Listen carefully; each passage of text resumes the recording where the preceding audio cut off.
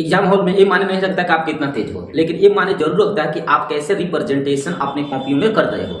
Examiner जो check करता है कॉपी को, तो सबसे पहले ये देखता है कॉपी है कैसा, क्योंकि जब भी कॉपी खोलता है तो सबसे पहले आपका कौन झलक दिखाई देता है, आपके कॉपी का लिखावट दिखाई देता है। तब वो डिसाइड कर लेता है, उसके अंदर एक थॉट बन जाता है कि लड़का कैसा होगा। अगर एकदम गोबर गणेश जैसा है, एकदम खुरा खापट है, खुरा खापट, तो समझो कि एकदम नंबर बेकार ही आने वाला है। और कॉपियाँ खूबसूरत बना दिए हो, एकदम लिख एकदम सजा दिए हो, उसी से डिसाइड कर ले एकदम मस्त नंबर देने वाले हैं। क्योंकि एग्जामिनर जो दिन भर जो हजारों की संख्या में कॉपियाँ जांच करते रहते हैं, हमेशा करता रहता है। अब ऐसी कंडीशन में क्या होता है, उसका दिमाग तो खराब रहता है, और जब उनका दिमाग खराब रहेगा तो सबसे पहले क्या होता है, क्या पता जब दिमाग उनका खराब हो तभी आपका कॉपियाँ कहीं आ जाए, तो पूरा गुस्सा आप ही पर निकल सकता है। इसलिए दिमाग कैसा ही उनका रहे, लेकिन हमारा कॉपी जब उनके सामने आए ना तो एकदम दिल उनका खुश हो जाए और थान का नंबर दे सकें। ऐसे कॉपी को लिखना होगा। और ऐसे कॉपी लिखने के लिए हम अगले आपका 4 मिनट का टाइम लेना चाहते हैं। उस 4 मिनट में आपको सब के सब नियम कानून हम बता देते हैं। ओके, चलो पहला कानून देखो। पहला कानून ये है,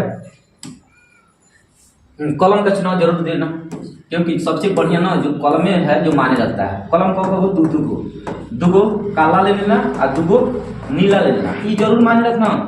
रंग बिरंग दिखाई देता है, एकदम सुंदर। अब रंग बिरंग का मतलब लाल पीयर हरिहर मत लेना, लाल मतलब काला और नीला छोड़कर कुछ मत लेकर जाना, ठीक है। वो भी जेल पेन नहीं, जेल पेन कतई मत लेकर जाना। और OMR तो कतई मत भरना।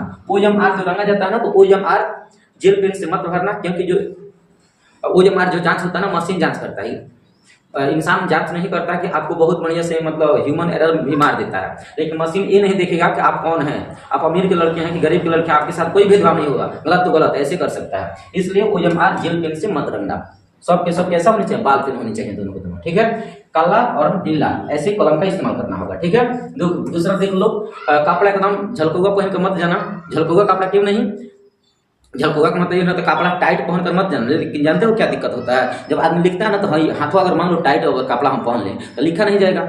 बार बार खूब ज्यादा टाइट, अगर टाइट बेल्ट भी लगा दिया तो भी बैठा नहीं जाएगा। इसलिए ऐसे कपड़ा अपने आप को पूरा सेटअप से जाना, जो उसमें अंदर जाते जाते कंफर्टेबल फील हो, आरामदायक फील हो। तो कपड़ा का चुनाव पूरा पहनावा अपन बढ़िया से रखना, किसी प्रकार उसमें अनहोनी महसूस न हो, एकदम आरामदायक जिसमें आप समझते हो ना वही कपड़ा पहनकर जाना। अच्छा डेस्क का चुनाव जरूर करना। कभी कभी ऐसा होता है कि जिस डेस्क पर बैठने जा रहे हो ना, वो तो पहले से रोल नंबर उस पर लिखा रहता है। जब पहले से रोल नंबर लिखा होता है उसी पर एग्जामिनर बैठा देगा, बैठे जा लिख। अब देखो, अब वो डेस्क क्या कर रहा है, हिल रहा है चक्कर पकड़, तो लिखा नहीं जाएगा। लिखोगे ऐसे जाएगा ऐसे, राइटिंग खराब हो जाएगा। इसलिए एग्जामिनर से कह देना सर ये डेस्क चेंज करा दीजिए, हिल रहा है डुल रहा है, लिखा नहीं जा रहा है। तो अगर पीछे डेस्क खाली होगा तो वो बदल देते हैं, ठीक है। ऐसा जरूर करना। अगला है कि OMR जो पहले मिलता है ना, OMR पहले मिल जाता है। कॉपी जैसे जाओगे स्कूल के रूम में जैसे घुसोगे तो OMR पहले ही मिल जाता है, 15 मिनट पहले मिलता है। उसके बाद पूरा अपना सेटअप भर लेना, जितना फुल फिल करने वाला है एकदम A to Z भर लेना, ठीक है। अगर नहीं आता होगा एग्जामिनर से पूछ लेना, ये तो जानते हुआ, ठीक। दूसरा बात कि वो जब भरते समय ऐसा रखना कि अंदर ना तो जगह छूटे और ना ही कोई स्याही बाहर निकले, एकदम फिक्स रंगाई रखना, एकदम गोल। पहले कॉर्नर किनारे किनारे ऐसे रंग देना। रंगने का जो तरीका हो तो पहले किनारे किनारे रंग देना, और रंगते ना बीच में जगह बीच में पूरा गोलिया देना। पहले किनारे किनारे रंगा जाता है, ये याद रखना। पहले ही ऐसे मत रखना, ऐसे मत करने लगना। पहले किनारे किनारे गोलिया दो ताकि मोटा जगह बन जाए, तब उसके अंदर रंगो, ठीक है। पूरा रंग देना। और जेल पेन से कतई मत, जेल पेन से इसको नहीं रंगा जाता है, याद रखना इस बात को। बाल पेन से रंगना, बाल पेन। उसके बाद सब्जेक्टिव आंसर राइटिंग करोगे, सब्जेक्टिव आंसर। तो जब भी सब्जेक्टिव आंसर राइटिंग करोगे तो कलमिया जो तुम लेकर जाओगे ना कलम, वो एकदम नया लेकर मत जाना, उससे पहले चला लेना, चाल लिया देना। कलम में जब चाल आ जाएगा ना तब स्पीड तुम्हारा बाबू बढ़ेगा। अगर कलम में अगर चाले नहीं है तो वहाँ घसीटते रह जाओगे, स्पीड आपका नहीं पकड़ पाएगा। इसलिए आप सबसे पहले कोशिश ये करना कि जब भी कलम लेकर जाओ तो 10 गो 20 गो या 5 गो पेज धके उस कलमिया से लिख देना, चारों कलमिया से जो दो लेकर जाओगे। पहले ही एक रात पहले ही खूब धके गांज देना, खूब जगह राइटिंग स्किल बढ़ा खूब घसीट देना ताकि उसका चाल आ जाए, ठीक। तो कलम को नया नहीं, बिल्कुल नया नहीं, उसमें एक आध दिन लिख देना उससे, ठीक है। अतः करिया से हेडिंग और नीला से क्या करोगे, आंसर राइटिंग ऐसे करना, देख सकते हो आप। हाँ, आप उसके बाद देखो साफ सुथरा लिखना, काट छपट मत करना, साफ सुथरा एकदम चिकन लिखना। ऐसा चिकन का मतलब ये नहीं कि आप कुछ लड़कों का राइटिंग नहीं उतना होता, तो कोई बात नहीं, घबराने की कोई जरूरत नहीं है। अगर राइटिंग नहीं है तो आप दूर लिखिए, थोड़ा साफ लिखिए। एग्जामिनर नहीं कहता है कि एकदम खूबसूरत आंसर चाहिए, अब खूबसूरत आंसर चाहिए, लेकिन लिखावट खूबसूरत हो या ना हो इस पर निर्भर नहीं करता है। वो अगर लिखावट आपका बेकार भी है लेकिन साफ सुथरा है तो चल जाएगा काम, ठीक है। कोशिश करना है साफ सुथरा पढ़ा जानी चाहिए, ठीक। इसके बाद शॉर्ट क्वेश्चन लॉन्ग क्वेश्चन में देख लेना। शॉर्ट क्वेश्चन लॉन्ग क्वेश्चन में भी आपको हम बता दें कि शॉर्ट क्वेश्चन जब भी लिखा जाता है तो कुछ क्वेश्चन होता है, कुछ सब्जेक्ट जो 1 से लेकर 30 तक 2 नंबरिया होता है, तो उसमें कौनों 15 को बनाना होता है। लेकिन कुछ क्वेश्चन ऐसे, कुछ विषय ऐसे होते हैं जिसमें खंड खंड के होते हैं। जैसे समाज 10 की बात करोगे, 10 की बात, इसमें खंड खंड होता है, क्योंकि 4 गो सोशल साइंस में एक मतलब भिड़ा देता है। तो ऐसे खंड खंड में कोशिश करना, खंड खंड में आंसर लिखें। और नहीं भी खंड खंड में लिखो तो कोई दिक्कत नहीं है, लेकिन क्वेश्चन नंबर होनी चाहिए। आपको जो अच्छा लगे वो कर सकते हैं, लेकिन साफ सुथरा होनी चाहिए। क्वेश्चन नंबर जरूर देखो, बिल्कुल साफ ऐसे लिखना है। देख रहे हो, देखो कितना मस्त लिखा गया है। प्रश्न नंबर 7, इसके बाद 2 लाइन में परिभाषा लिख दिया गया है। और हम कह रहे हैं अपने मन से, जब इतना में शब्द सीमा नहीं पूरा हो पाएगा ना, तो 1 लाइन ये भी लिख देना कि कब हुआ और कहाँ हुआ। और तब 1 लाइन और लिखना है इसका विशेषता, और आंसर ना कंटेंट एकदम जबरदस्त हो जाए, ठीक है। तो अगर ऐसा आपको कंटेंट आता है, कब हुआ, कैसे हुआ, उसका विशेष बात क्या है, तो आप लिख सकते हो, ठीक है। लेकिन आपको ऐसा लगे कि हमारा पूरा परिभाषा ही शब्द सीमा में हो गया है, तो ज्यादा एक्स्ट्रा लिखने की जरूरत नहीं है, 1 लाइन आप लिख सकते हो। क्योंकि शब्दों का मर्यादा रखना बहुत जरूरी होता है।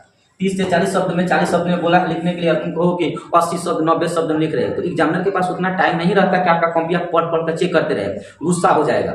इसलिए शब्दों का मर्यादा रखना बहुत जरूरी है। हाँ, 10 शब्द एने उने हो सकता है, 40 शब्द में पूछ रहा है तो 50 हो जाएगा, कोई दिक्कत नहीं है। और 40 के बदले में 80 लिख रहे हो भी गलत बात है, ठीक है। साफ सुथरा रखना। इसके बाद टू द पॉइंट लिखना, एकदम जितना पूछा जा रहा है उतना ही जवाब देना, ठीक है। और टू द पॉइंट मतलब परिभाषा की तरह परिभाषा लिखिए, कब, कहाँ और उसकी खास बात, इतना लिखना बहुत जरूरी है। खास बात ब्लू पॉइंट लिखा जाता है, ब्लू पॉइंट ऐसे दे देना, तब इसे ऐसे करके अपना लिखते रहना, ठीक। बहुत मस्त लगता है कॉपी। इसके बाद देखो, कुछ लड़का होता है जो बहुत वर्षों से नहीं पढ़ा होता है, लेकिन अब वो जाता है पेपर देने, तो जैसे अंदर जाता है तो उसे तो आता नहीं है, कुछ अनाप शनाप कुछ भी लिख कर भागता है। जैसे लड़का देखो क्या लिखा है, इसे तो कुछ आता नहीं है, इस लड़के को नहीं आता। बहुत ऐसा होता है जो साल भर में कुछ नहीं पढ़ा होता है, वो क्या करता है, कुछ लिख देता है, आई लव यू फलाना, इसके बाद लिख देता है सॉरी सर हमें कुछ नहीं आता है, इसलिए मुझे तान तुन कर पास कर दीजिएगा, इज्जत की सवाल है, कुछ भी लिख देता है। ये लिखना गलत है, ऐसा नहीं करना है। देखो, जिस विषय का पेपर होता है ना, कम से कम उस विषय के बारे में लिख सकते हो,